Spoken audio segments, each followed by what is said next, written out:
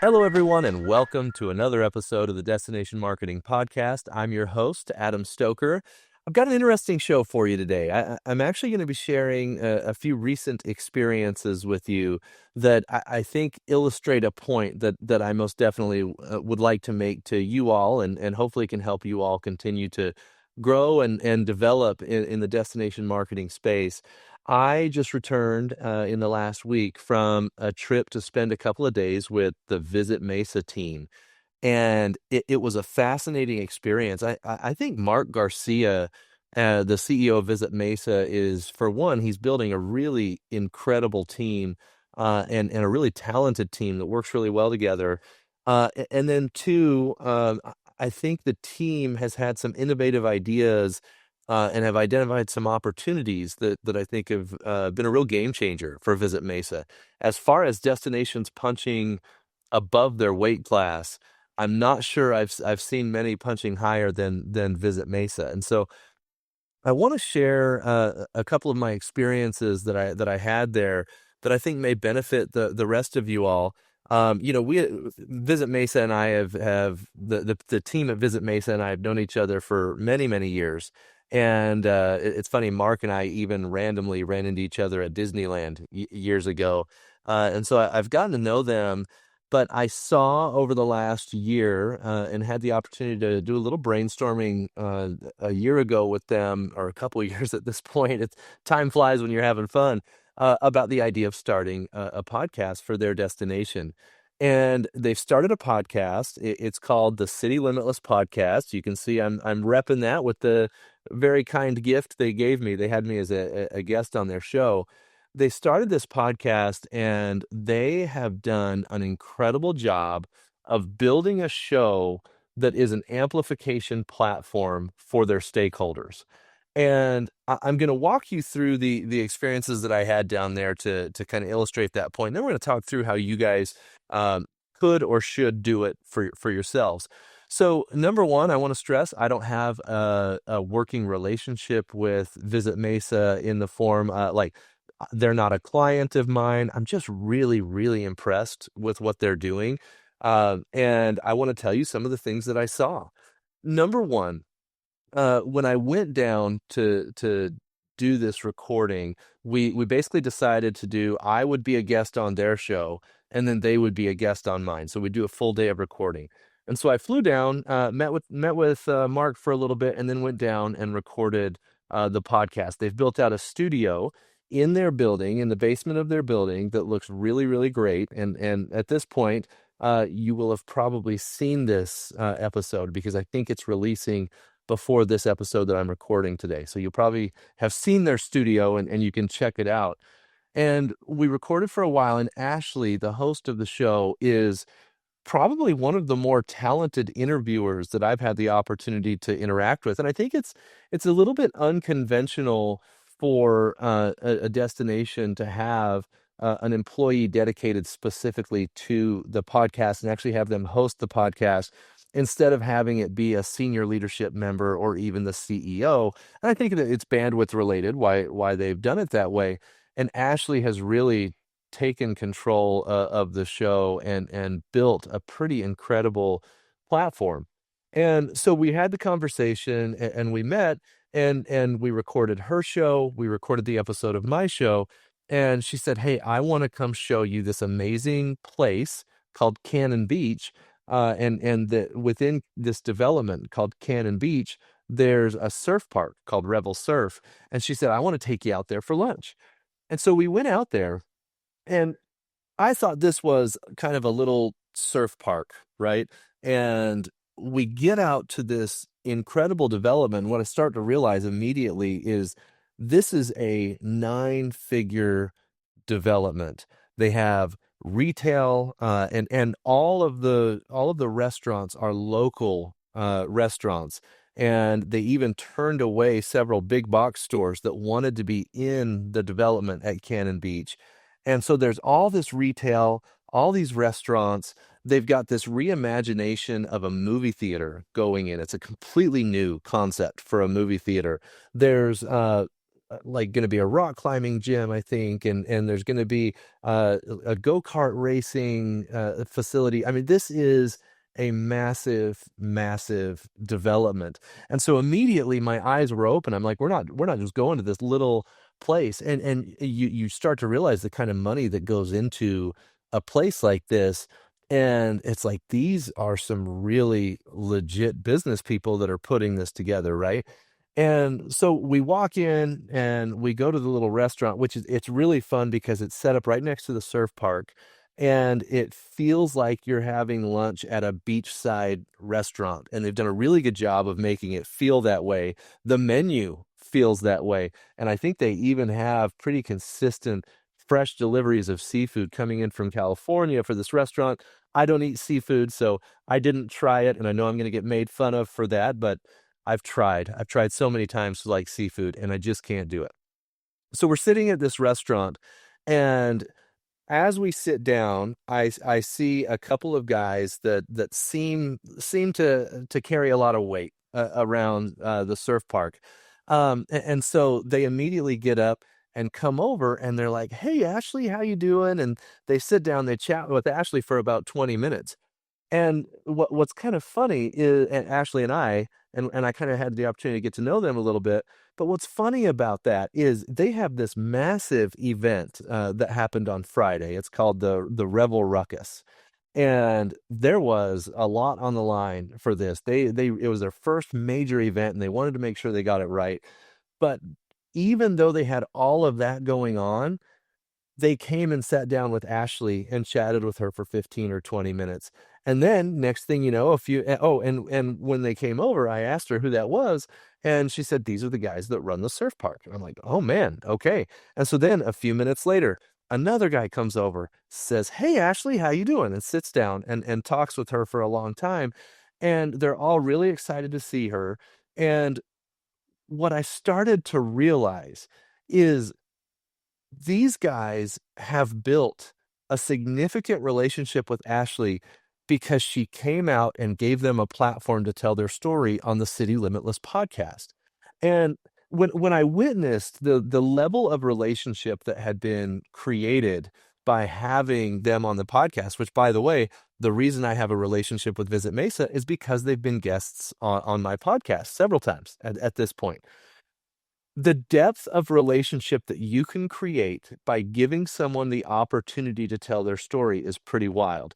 Now, the reason this is interesting is because Cannon Beach and Revel Surf is going to be one of the most important stakeholders for Visit Mesa over the next 10, 15, 20 years. There's so much development going on. They've got two big hotels going in right on the property. So the relationship between Visit Mesa and Cannon Beach is so critical. And by coming in and doing a podcast episode at Cannon Beach and giving them the opportunity to tell the Revel Surf story, which is the beach or the surf park within Cannon Beach, she's built a level of relationship where there is no question in my mind after kind of watching the interactions between them that if she needed something as the DMO, she is a text message away from getting what she needs.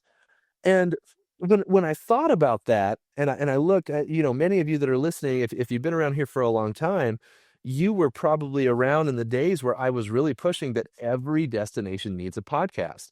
And I still believe that. I believe that wholeheartedly, that I don't care if you use me. I don't care if you use a local freelancer. I don't care what it is.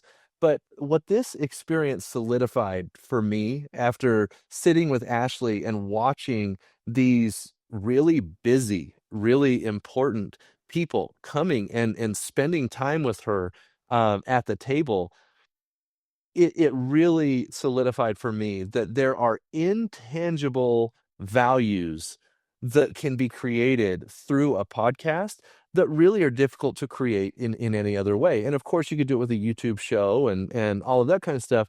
But these long form conversations where you give people the opportunity to tell their story. I mean, this is also why several of the destination clients that I work with today started out as guests on my podcast. And I think this is what a lot of destinations are missing is it's like, well, how do I get an ROI on, doing a conversation with different stakeholders, businesses, political stakeholders, so on and so forth? It's going to be difficult to tie that to visitation.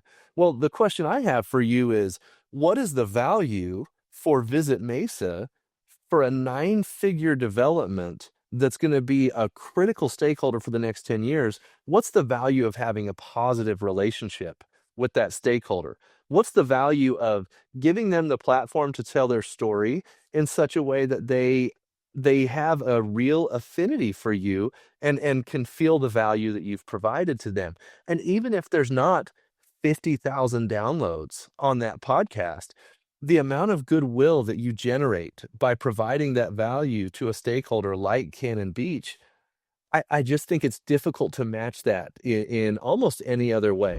In episode 4 of CMO Jam, we actually had a fascinating discussion about brand partnerships. We know that there's more and more interesting brand partnerships coming to the destination marketing industry, and we're seeing that impact across the board.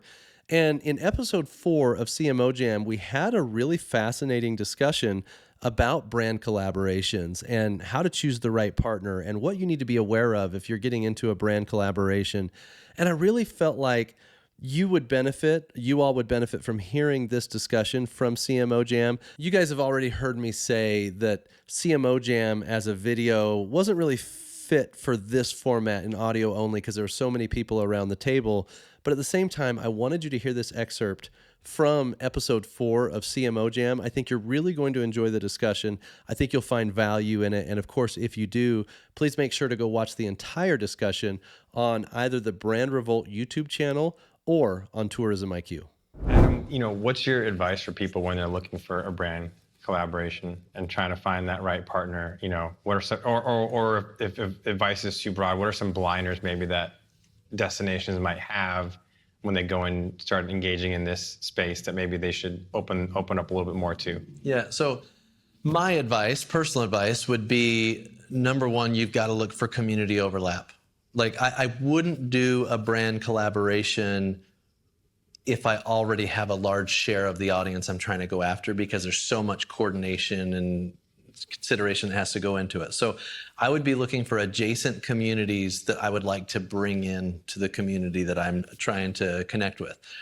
The second thing is, I would do it never as a product partnership or as an advertising partnership. I would do it as a content partnership, because you can then leverage that content over and over and over again for multiple uses to try to acquire that community over time. So, for example, if I was Visit Puerto Rico and are they Discover Puerto Rico?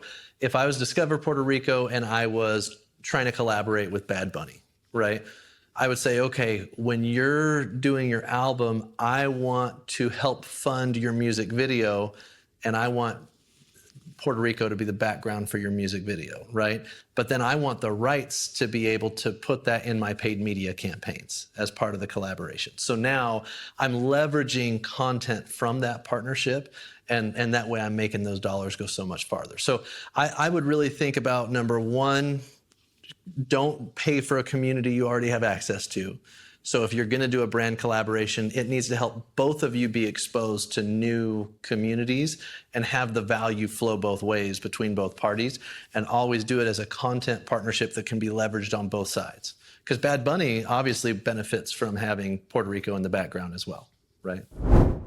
And so when I look at destinations and the idea of starting a podcast for a destination, the structure that I would look at, even though you're not going to get scaled or mass downloads, what you're going to get is a vehicle to build much more in-depth relationships with key stakeholders than you could have otherwise.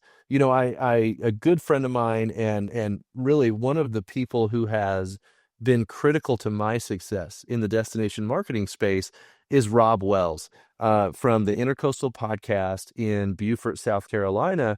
When we started working with Rob Wells, that's one thing that he recognized early on is the depth of relationship you can create with a stakeholder by giving them the platform to sell their story. And of course, now you know the needs, challenges, difficulties, and everything else that stakeholder is dealing with. So you now have the ammunition or ability or education needed to provide the necessary value as a destination to that stakeholder.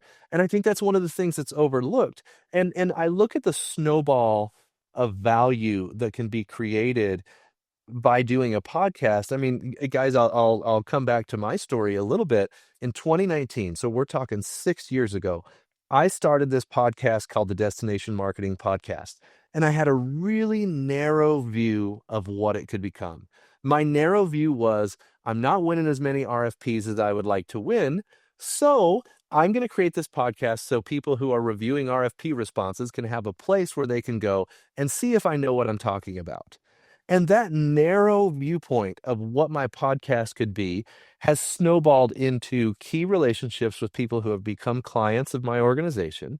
It has resulted in different opportunities to build relationships with people who haven't become my clients, but have opened doors for me that they wouldn't have otherwise.